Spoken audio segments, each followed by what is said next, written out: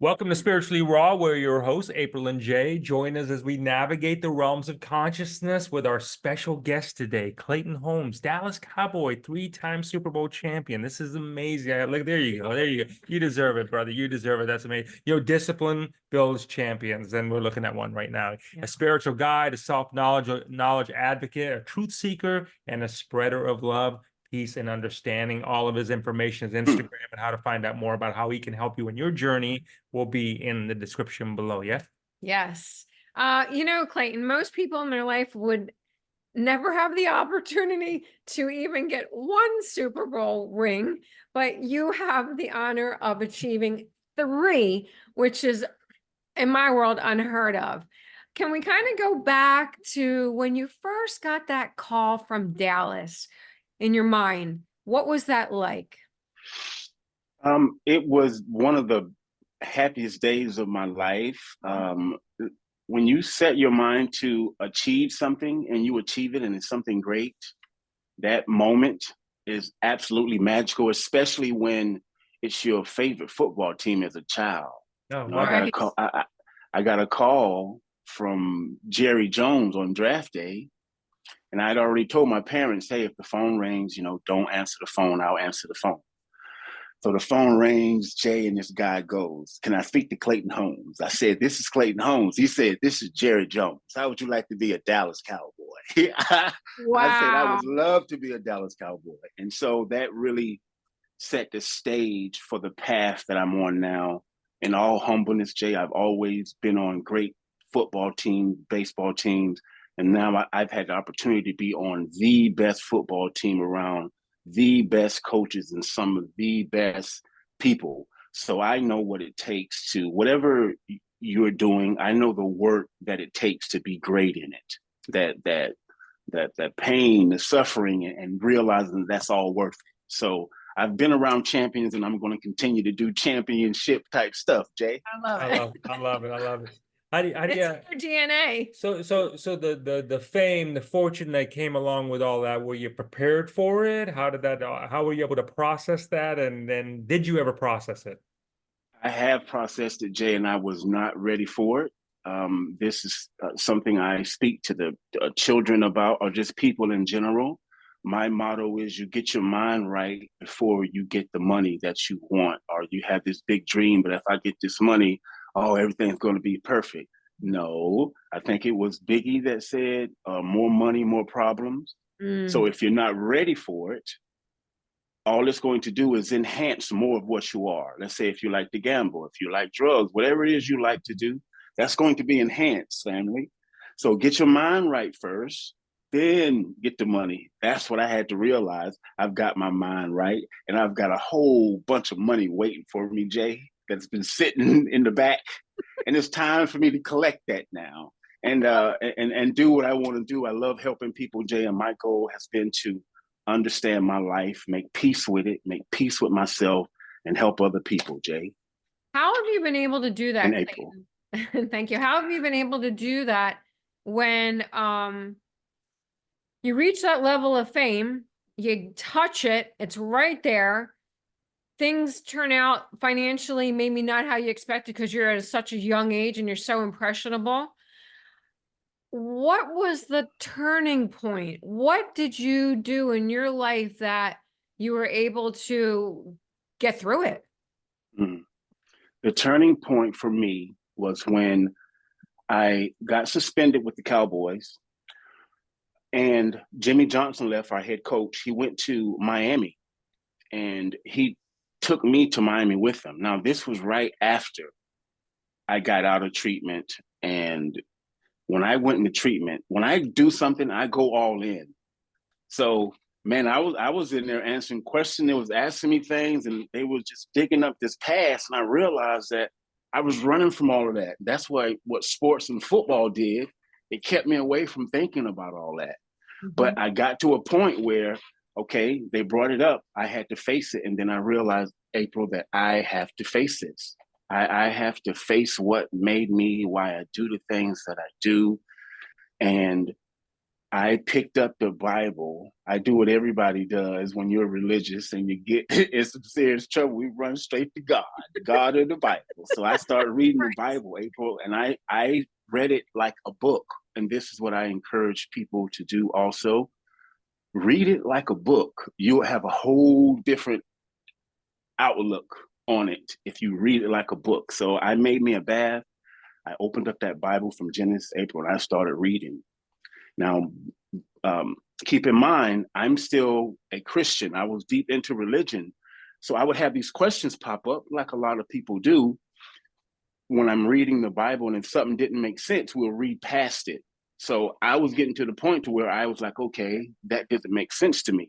I started a conversation with God. What a lot of people call God, I started asking God, okay, that doesn't make sense. That doesn't make sense. So I went from religion to more of the spiritual path. And to me, the spiritual path is I feel I have a soul/spirit inside of me, a consciousness, and this body is not it. It's just it's covering it. There's something inside of me, April, and I felt it. I felt it through sports. I felt it.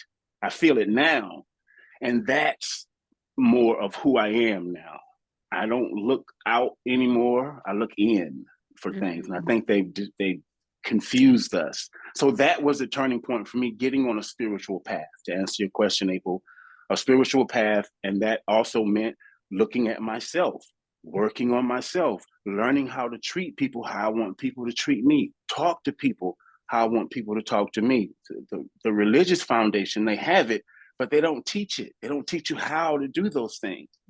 And and the icing on the cake is, I love my family with all of my heart. But if I go home to this day, April, I'm going to see that same anger and hate and that. And as a kid, I was like, there's got to be a better way. I was like, they're not changing. They're not changing, becoming a better person. And I wanted to become a better person and not just put something in someone's hands and hope I go to a better place. It's like, no, I got to do this work. It's self-work that got me on this journey and where I'm at, April, self-work. You know, when you it's very rare in life that people will hit this pinnacle of success that you have. When you hit that, I can imagine you're in a club, you're in an elite club. Now, when you're no longer in that club, what is the transition phase out of it? Was it an abrupt stop, like, you know, did you start relationships with the other players that were there as friends, or did it just all stop? Like, what was that? What did that paint that picture for us? What did that look like? Woo, boy, I'm glad I made it through all of that, Jay. But that's where I can say, like, rock bottom set in, because I've been playing football all of my life. I got suspended in 1997, and I never I got suspended for the second time, and then I tore my other ACL. So football was over for me. I never got a chance to say goodbye. You know, when people retire, they normally have some type of retirement party, and I never had a chance to say goodbye to the game. It was abrupt. And, you know, we go on these football teams, and some guys do keep a good relationship. I have a good relationship, an okay relationship with a couple players on our team. But when you go into sports like football, you know, we like family, like brothers, blah. And I'm thinking it's going to be like after football, it's going to be like that. And it's not quite like that. And I'm pretty sure if you talk to a lot of teams, I think it's, and not just football either, a lot of guys probably still got one or two partners, but that brotherhood I thought would last forever. Now, if we meet at a Super Bowl reunion or something, you'll kind of see it there. But I thought that brotherhood of all of us staying in contact, we need each other, we'll be there for each other. I thought that would be more profound with us. So again, like I said, it's a couple guys that I still communicate with on a regular, but that transition, Jay, that was the toughest part, and especially when I didn't understand what was going on with me. I was still beating myself up for making bad decisions, and oh my God, and then the relationships that I were in were not prosperous, the relationships that I were in. So I was looking at all this stuff, man, and not having anybody to talk to about it, but God, but self, but and admitting my part in it. That was the first thing. Learning how to admit my part in whatever it is that I'm doing, and then work on changing. And I'm still doing it to this day, Jay. I've never felt this good mentally and physically about myself. I'm my mind and body is refreshed. Good for you. You talked about when you got that call and it was something that it was your favorite football team. Mm-hmm. Did you, when you were younger, have the dream of becoming a famous football star? Did you No, literally create that reality? I created it. I wanted to be better than what I was yesterday. I don't care if that was football, track, baseball. I just wanted to keep getting better.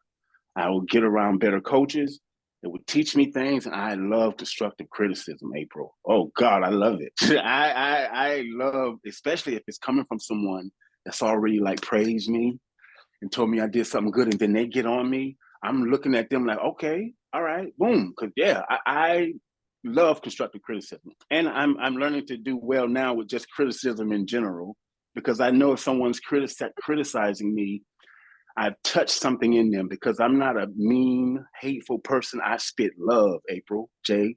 That's what I come with. So if anybody's angry with me, okay, I just touched something, a belief or something that they Trigger feel, them. because yes. And it used to offend me. I used to take those things personal.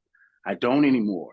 I don't, because I know what my mission is and what my goal eventually is. And I'm sorry if I hurt your feelings, but I work for love. I work for love. When you go through this journey and you evolve into the next phase of your life, have you forgiven yourself completely where you're at in this stage of your life right now? Do you feel like you're good and you're at a clean place to propel to the next level of your chapter of Oh, your life? I have forgiven myself, but just because I've forgiven myself, that doesn't mean that old traumas and habits won't resurface and make me feel a certain way.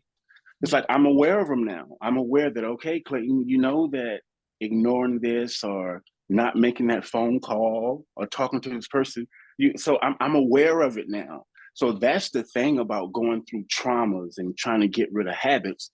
There things are going to pop up. They're going to reoccur, and that's when, and to be aware that I have control. That's the beautiful part right now, April and Jay, is that I realize that, Clayton, you can make the right choice. Like, you can do the right thing. And then I play with that. Like, it's like part of me like, okay, no, I'm not going to do it. Or like, it's like I know I got this power and I have not accepted it all yet, April. And I'm going to. It's like I know the control I have over myself, but I have been alone for a long time, Jay. I've been doing this since 1997 on my own. The last 8 or 9 years, I haven't been. I'm a social person. I'm quiet though. So if I go out and I'm with some people, I mean, I know how to be social, but I've just been alone working this out. And now I want to show people how I've been doing it, continue to do my work, get around my tribe of people. Now I have people I can communicate with. I don't have, this isn't something that I have to do alone. There are so many like-minded people like me, and now I'm ready, Jay. I'm ready to do me. I'm ready to continue to break habits and continue to clear myself. Yeah, clear myself for the past. Trauma is a bitch, Jay. Yeah. It is a complete bitch, man. I have been through it. I'm talking about I've been through it, and I'm just amazed at myself, Jay, that I'm the person that I am, the work that I've done, and I'm starting to feel like an elder. I'll be 55 in August. Wow, You God look bless So you. no. that's it. That's it. That's it. So going through 3 Super Bowls, obviously there's physical trauma that the body goes through. What effects happened to you? I tore both ACLs. I got hit by a car in 2015. They had to do a full X-ray, and he was like, "Man," he said, "Is your back? Do you have back problems?" I was like, "Yeah." There's not a day that goes by where I don't feel my back or something hurting on me. So back, knees, brain, Because you suffered head trauma from.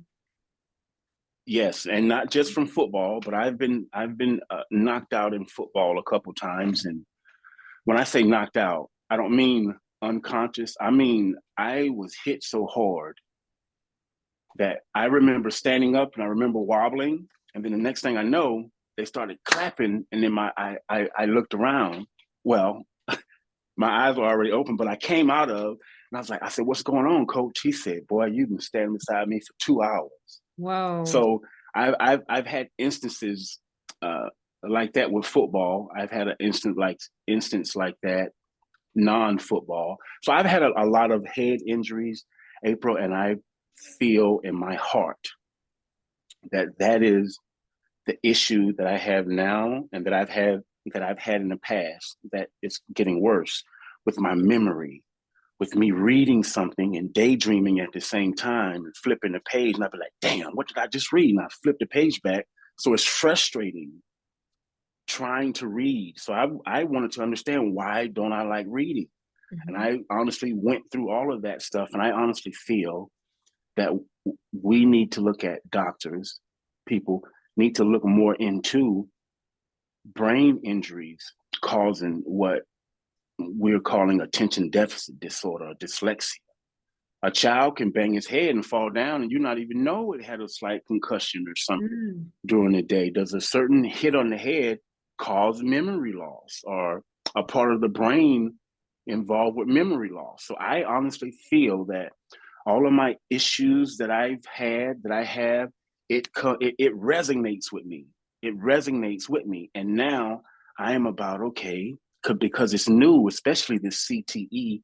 I'm like, okay, everybody's talking about the CTE, but nobody's really talking about, okay, what can we do to sharpen that up? Or is there something we can do? And that's my thing now. And I found some things now.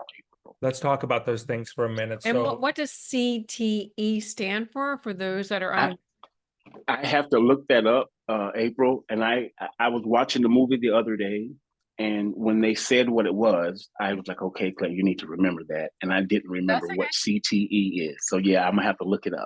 It has to do with the head trauma though, right? Yes, and what concussions? Yeah, and concussions, and how they can tell that a person has CTE.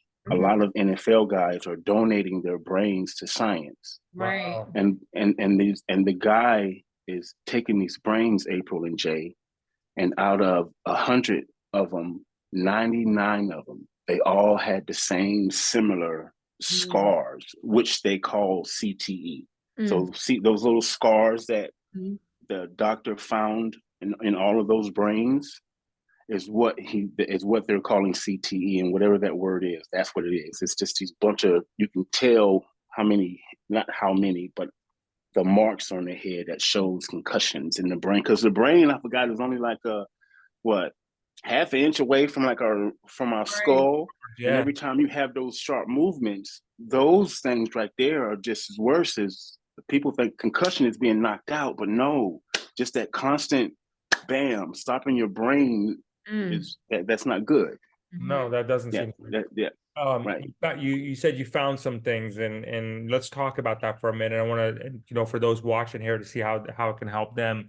One of the things we know is you've been experiencing this Redox technology to help. How has this Redox been helping you? Can you explain that? Your draw to it, number one, what drew you to it? Okay. And going through this journey, I think it's probably relatively recent for you, in a month, but just to illustrate to those people who are watching, maybe they have someone that may be going through the same thing or whatever, but can you explain to us what's happening for you right now? Okay, Jay. I've always been this magical person. Like, I played football because people call it getting into the zone. Now take it, I wasn't using alcohol or drinking. I didn't start drinking heavy until pro. So all of this stuff I'm telling you, I feel like I'm getting back to that with the Redox.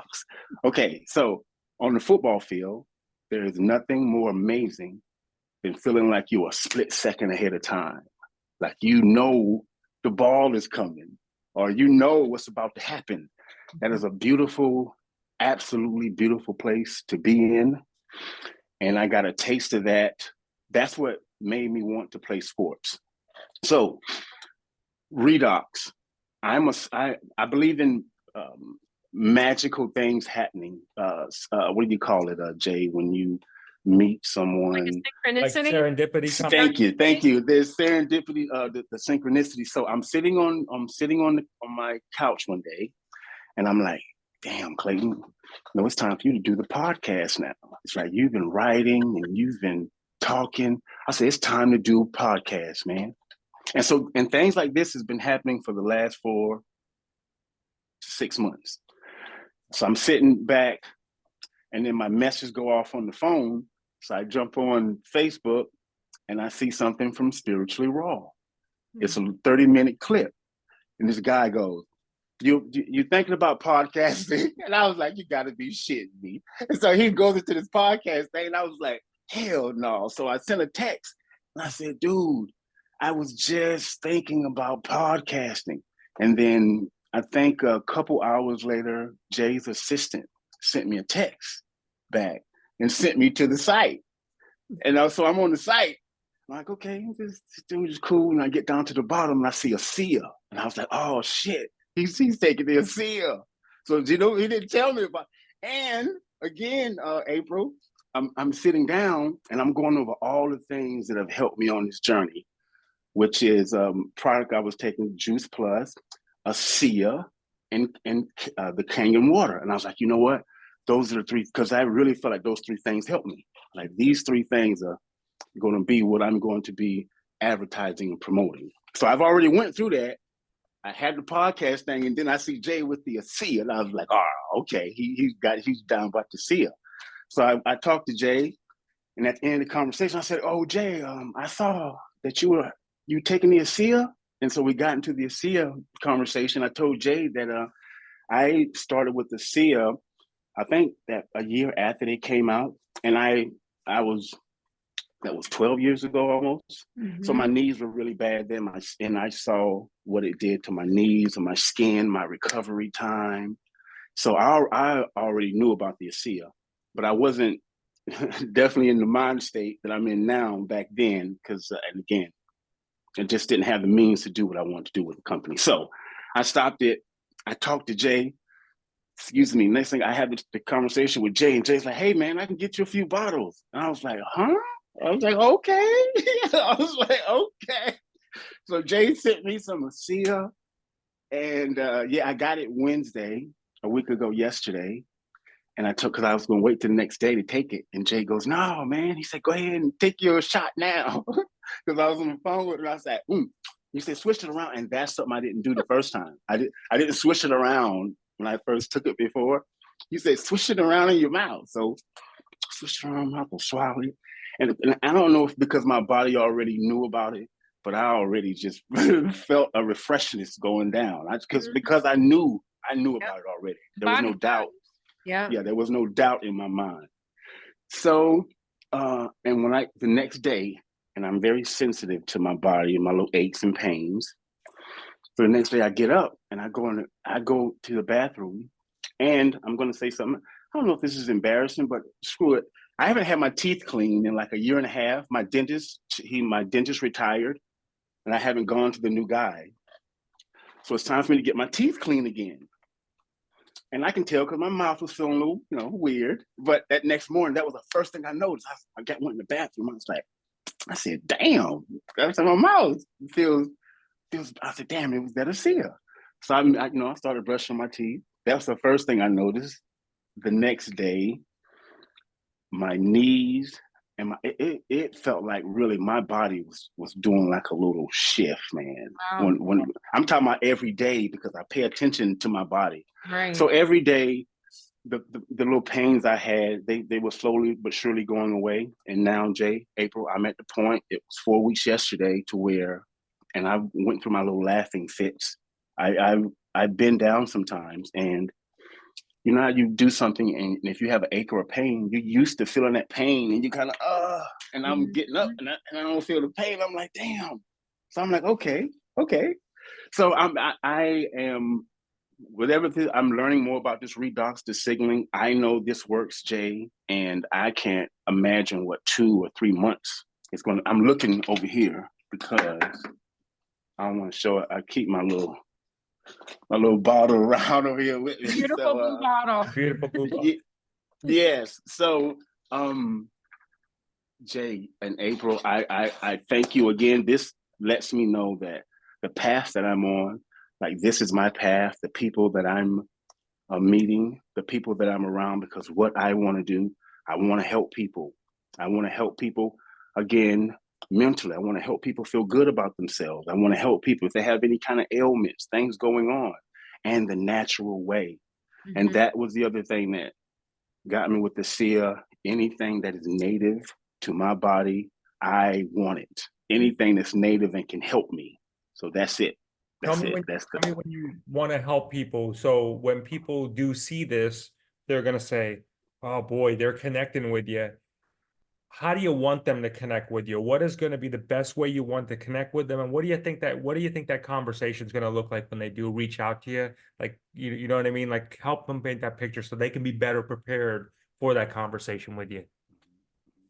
The best way for people to connect me, especially if it's someone that you know, they can definitely contact me through you. But I'm in the process right now of restructuring my entire social media platform. And the one thing that I want to do now that I was talking to you guys about is the podcasting. I've written things long enough, and you know how you can write something and somebody can be in the wrong mind state and they can be reading it like this right here, and you writing it like this right here. You're not, I didn't write that like you're reading it.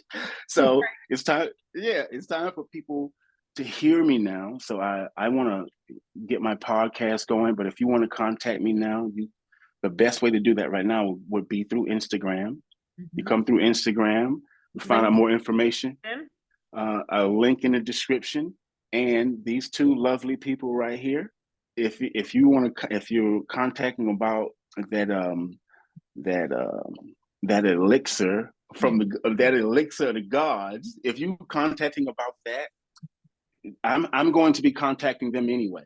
This when it comes to this right here also too. So why don't we just give out Jay's number real quick, Clayton, for anybody that's interested and they say, I want what Clayton's on, which is the elixir of the gods. Feel free to call Jay or actually text him at 321-216-8047. Again, that's 321-216-8047. And just let us know that you saw it on Clayton's show. Right, because when you do get it, we want to make sure that your order, everything you're doing is placed with our dear brother here, Clayton, so you can be part of that energy. Look, everybody, you're meeting with a human spirit that has achieved pinnacles of success, and so already it just shows us this is the kind of stuff we look for. This is the way showers in our lives, and the human spirit that shows us what's possible, right? Like what can we do? Like what are the things that people only dream for? So we would like to thank you, Clayton, for your service to humanity, showing us that anything's possible, showing us that dreams are possible, and showing us that with resilience, no matter where you go to the depths of hell, that what it's like to come back, and from the looks of you coming back bigger, even better, bigger and better than ever before. So much love to you on this one, brother, for sure. Yeah, I appreciate it. And Jay, again, what keeps me going is like, I know the harder the struggle, when you're trying to do something great, it is going to be difficult. I think people understand. I didn't understand. You know what it takes to get to like the Super Bowl, what you have to go through to be the best on the earth, the kind of work you have to go through, the pain, the suffering. So everything that I feel like I've been going through, it's like, that's what make the feel good. When you make it, you look back and go, damn, woo. And that's what makes it feel good. So everything that I'm going through, especially when I know that it's for a good reason, I'm supposed to understand my life.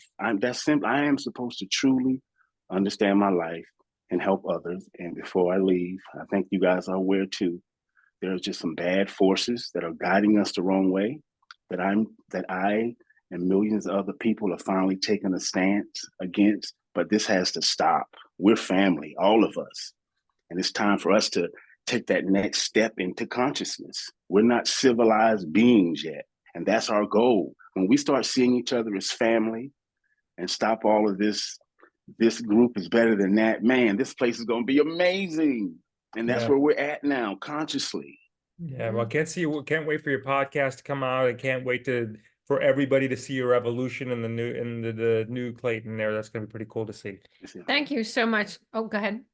I'm sorry, and like April said, you guys get in contact with Jay, and also I know a lot of people aren't. This is not like this is going to be public for everyone. If you also want to get in contact with me, you give me a call at 509-860-0455. There you have it. Guys, What more could yes. you ask for? Thank That's you it. so much, Clayton. You know, we are literally your biggest fans, and Thank you. we love your energy. Thank you so much. And together with Clayton's help, we are turning the universal key to global harmony and creating a unified world. Thank you so much for tuning in. And remember, tune in often, tell all your friends, and most importantly, may all your dreams come true. Many blessings. Many blessings. Ashe.